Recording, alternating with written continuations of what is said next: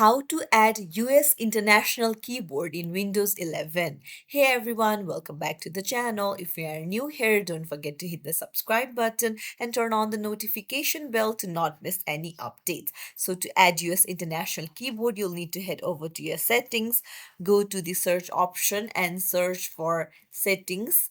Open it up, and then you'll see various options on the left hand side. Go to time and language, and here tap on language and region.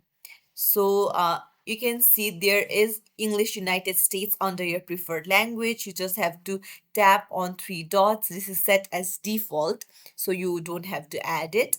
You just need to go to language options and then scroll down, and here you'll see add a keyboard option. Tap on it and then scroll down, and you can see United States International. Tap on it and then it has been added. It's as simple as that. If you found this tutorial helpful, don't forget to like and subscribe to our channel for more tips and tricks. Thank you for watching.